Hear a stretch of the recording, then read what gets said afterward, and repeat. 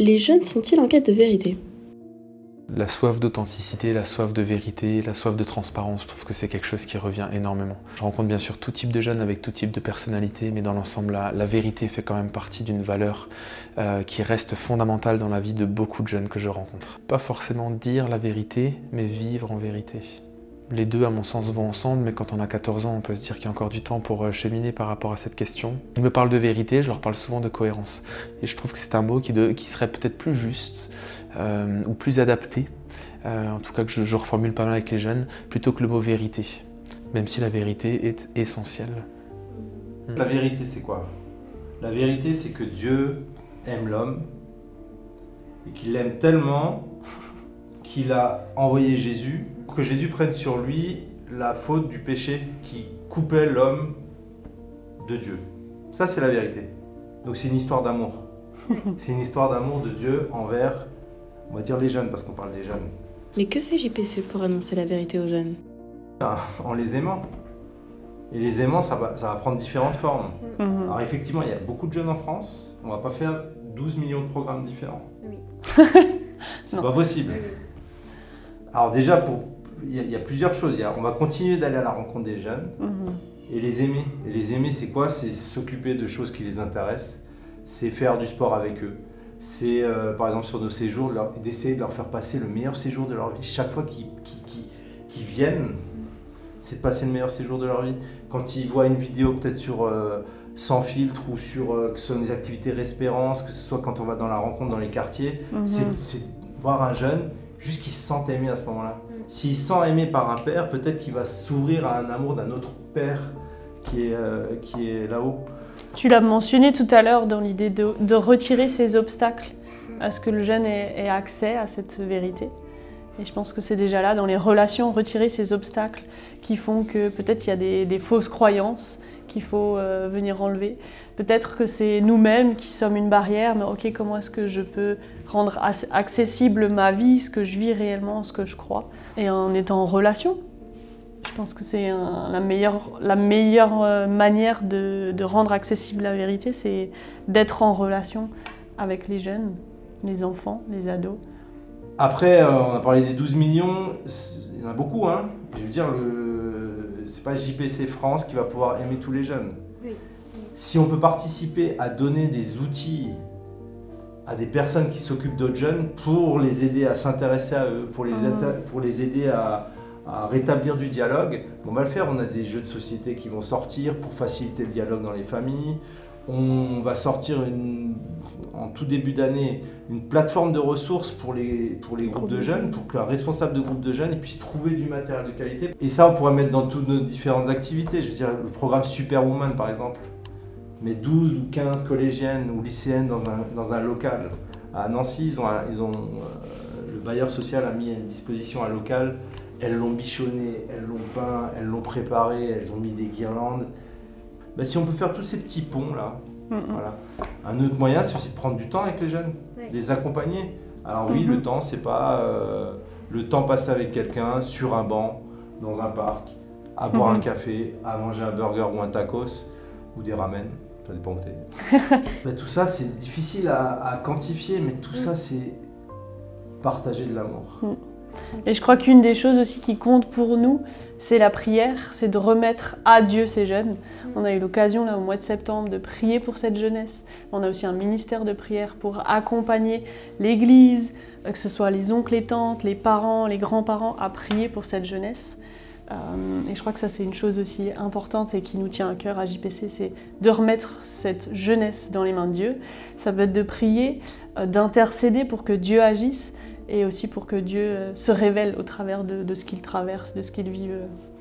Moi, clairement, ça ne m'intéresse pas de remplir les églises de jeunes. Ce qui m'intéresse, c'est que des jeunes puissent se sentir aimés par leur Père Céleste, qu'ils puissent se réconcilier avec eux-mêmes, qu'ils puissent se réconcilier avec les autres, qu'ils puissent se réconcilier même avec la création, et le plus important, qu'ils puissent se réconcilier avec Dieu.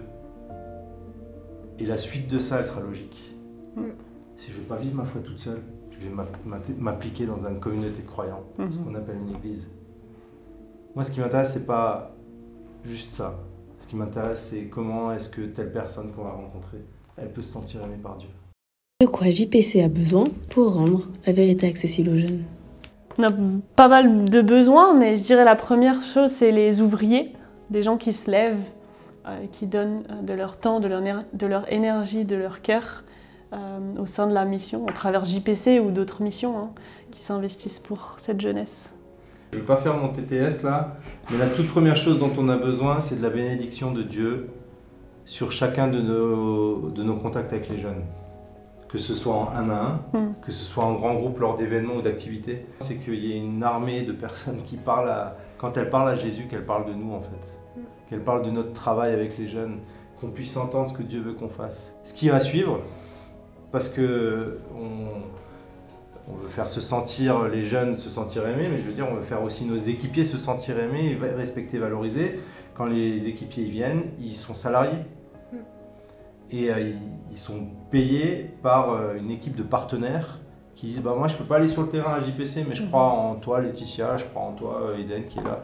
Bah, je vais aider JPC à payer ton salaire. » Parce que nous, quand les équipiers viennent, quand moi je signe un contrat, on s'engage à ce que tout le temps, la personne ait son salaire. On demande aux équipiers aussi de trouver des partenaires et en fait ça ne suffit pas.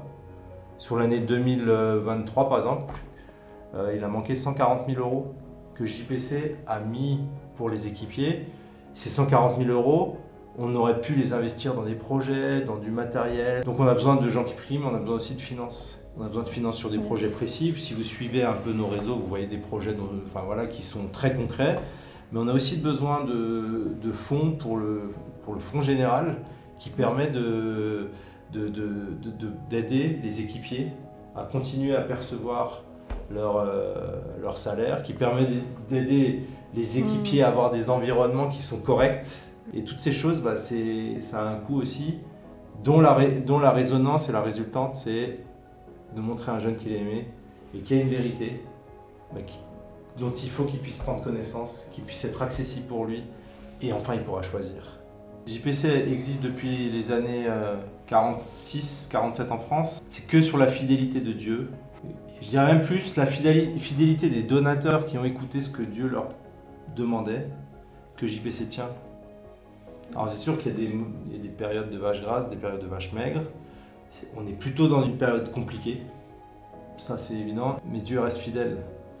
Et si Dieu vous parle sur JPC, toucher les jeunes, leur partager l'amour, rendre la vérité d'un Dieu qui les aime et qui a envoyé Jésus, c'est la preuve ultime de l'amour.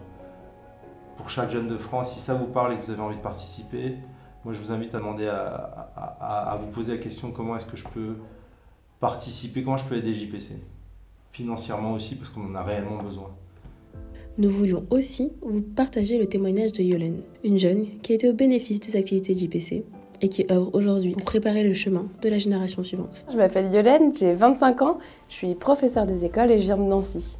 Je connais JPC depuis 2015, j'ai fait plusieurs bouches à ville. C'était des camps en une semaine, on allait dans une ville et puis on faisait de l'évangélisation dans les rues avec les enfants, etc. Et puis en 2018, j'ai participé à un camp de formation missionnaire qui s'appelle l'Internship. Et suite à ça, on m'a proposé d'intégrer le groupe d'organisation de l'Internship. Donc je suis bénévole à l'Internship depuis 2019. Et qu'est-ce que ça t'a apporté? Ça m'a apporté plein de choses. Déjà, j'ai un peu deux côtés dans le sens où j'ai vécu l'internship moi en tant que participante et au cours de ça, j'ai appris plein de choses sur Dieu, des choses que j'utilise encore aujourd'hui, des différentes formations qu'on a pu avoir. J'ai découvert plein de choses sur moi aussi pendant ce temps-là. Et puis j'ai aussi le côté en tant qu'organisatrice du camp, de voir Dieu à l'œuvre dans la vie des jeunes qui participent et puis en apprendre toujours plus sur lui au travers des différentes formations qu'on a encore et des temps qu'on passe ensemble avec les équipiers JPC. Et ouais, juste voir les jeunes s'épanouir avec Dieu et grandir avec lui pendant les camps, quoi. Est-ce que tu as un exemple que tu as envie de nous partager? Maintenant, ça fait depuis 2019 que je fais ça, donc il y a des jeunes que je recroise des années après. Et ouais, c'est trop beau de voir l'évolution qu'ils ont entre le moment où ils ont participé à l'internship et puis aujourd'hui. Il y en a certains, ils font des écoles bibliques, il y en a d'autres, ils sont juste dans leurs églises comme ça, mais c'est trop beau de voir Dieu à l'œuvre.